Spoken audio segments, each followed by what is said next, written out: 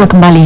Forum Perdagangan Antarabangsa Kuala Lumpur KLITF kali kelima menyasar kira-kira 1,500 peserta dari kalangan usahawan kecil dan sederhana bagi merebut peluang usaha niaga selain menggesa syarikat tempatan bersedia bersaing di peringkat antarabangsa.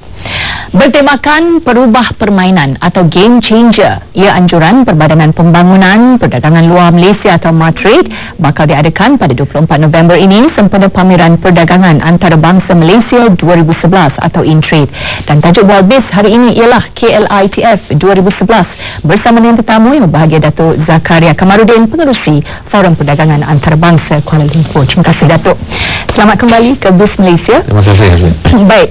Seperti yang kita ketahui, YB Datuk Mufriftul Mahathir telah pun mengumumkan penganjuran KLITF 2011 ini kali kelima dianjurkan, dan fokusnya pada tahun ini adakah lebih menuju ke arah mana Datuk? Dia lebih menuju ke arah bagaimana perusahaan kecil dan sederhana boleh juga berkecimpung dalam perdagangan antarabangsa dengan menggunakan strategi-strategi tertentu, terutamanya breakthrough strategi, kerana umum mengetahui negara kita Malaysia bukan lagi sebuah negara yang mampu mengeluarkan produk dan menawarkan perkhidmatan secara murahan seperti tahun-tahun yang lalu. Jadi kita persaingan amat sengit. Jadi untuk berjaya di persada dunia, kita memerlukan strategi-strategi yang sesuai untuk bersaing dengan antarabangsa. Jadi forum ini kita anjurkan khusus untuk ahli-ahli perniagaan kita, khususnya daripada perusahaan kecil dan sederhana, untuk mempelajari dan juga berkongsi pengalaman daripada mereka yang telah berjaya, bagaimana mereka melalui cabaran-cabaran tersebut, dan juga memberi sedikit petua, tunjuk ajar dan sebagainya. Fokus kali ini yang utama adalah dari segi segmen perniagaan dan industri. Ya Datuk, kalau kita nak bandingkan dengan negara-negara besar seperti China, dan adakah kita ni boleh pada satu hari kawasan 2020 ini akan setaraf dengan mereka? Kita tidak melihat secara persaingan secara terus, kerana itu terlalu besar dan agak sukar untuk kita mencari dan peluang untuk bersaing dengan mereka. Kita lebih gemar melihat dari sudut bagaimana kita boleh komplement mereka, bagaimana kita boleh berkongsi kekuatan masing-masing. Kita ada kekuatan kita dan mereka ada kekuatan mereka.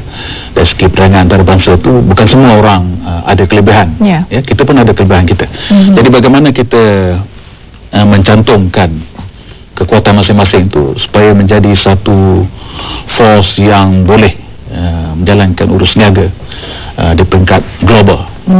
Itu tujuannya. Dan terutama dari segi sudut makanan halal juga kita boleh menjadi, kita ada apa kerana negara lain. Kalau bercakap tentang industri halal itu sudah tentu kita mempunyai banyak kelebihannya, kerana reputasi kita, kewujudan organisasi, saluran pengeluaran dan pemasaran dan permintaan yang telah sedia ada, dan reputasi kita di peringkat di kalangan negara Islam sendiri amat baik sekali. Ini berkat usaha kerja kuat Perdana Menteri itu yang lalu lah, dan juga yang sekarang. Tentunya KLITF 2011 ini akan menarik syarikat dari luar negara untuk berkongsi pengalaman dengan syarikat-syarikat tempatan. Apakah antara syarikat-syarikat yang bakal mengambil bahagian nanti? Oleh kerana ini forum antarabangsa, jadi kita gabungkan penceramah kita ni, jemputan kita ni di kalangan usahawan Malaysia sendiri dan juga antarabangsa. Usahawan Malaysia kita pada tahun ini kita menjemput dan telah mendapat persetujuan daripada Zantoi sendiri. Zantoi ini kelahiran Kuala Krai, Kelantan, tetapi oleh berkat kesungguhan beliau dan talent yang ada pada beliau, kesungguhan dia, berjaya di bidang reka fashion di New York. Baru-baru ni pun kita tengok dalam Sarawak ada seniority Hollywood memperagakan fashion dia. Jadi satu kebanggaan pada negara kita lah, dan kita panggil dia kembali ke Malaysia ni untuk berkongsi kejayaan tu, apa yang telah dilalui oleh beliau, bagaimana usahawan kecil dan sederhana yang lain boleh mengikuti jejak kejayaan beliau lah. Ini kali kelima Datuk kita menganjurkan KLTF 2011. Kalau nak bandingkan dengan empat kali dianjurkan, apakah peningkatan yang dapat dilihat? Kita mendapat pernyataan daripada kalangan perusahaan usahawan kecil dan sederhana dan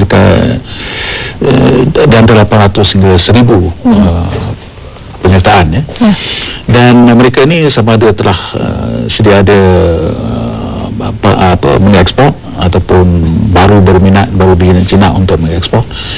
Dan itu sebabnya kita punya tajuk dan skop dan penyampaian penceramah kita ni, jemputan kita ni bukan terlalu berbentuk akademik, tetapi lebih kepada berkongsi pengalaman hands-on dan juga membagi inspirasi pada usahawan-usahawan yang baru nak menua ke pasaran ekspor. Maka ini harus dilakukan dengan berterusan untuk memberikan berterusan dengan konsisten dengan strategi yang betul. Kalau kita tak mampu ke mana, tak mampu bertahan dan tak mampu berdaya saing. Baik Datuk, langkah-langkah yang telah dan sedang diambil oleh Matrik sebagai satu agensi penggalakan perdagangan nasional dalam membantu terutamanya SME. Jadi apakah caranya untuk kita berdaya saing, terutamanya SME ini untuk berdaya saing dan juga tangkas, Datuk? Okey. Matrik ni sebuah agensi yang mempromosikan ekspor negara jadi kita menjalankan lebih kurang 200 program untuk mengenengahkan usahawan kita global. Jadi secara amnya ada dua aspek lah yang kita tekankan. Satu ialah melakukan program pembangunan capacity development di mana kita beri tunjuk ajar, latihan, pendidikan dalam bentuk seminar, workshop dan sebagainya.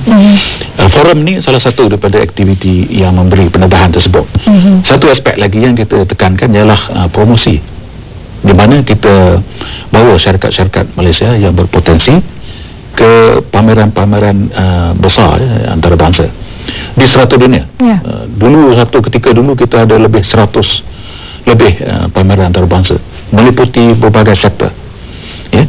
Dan di situ kita beri banyak kemudahan, termasuk juga geran-geran promosi pemasaran, supaya kerana kita maklum perusahaan kecil dan sederhana ni salah satu kekurangan mereka dari segi kewangan untuk membuat promosi di peringkat antarabangsa yang sudah tentu di luar kemampuan mereka. Jadi menjadi tanggungjawab kerajaan di bawah MITI menyediakan dana untuk tujuan tersebut.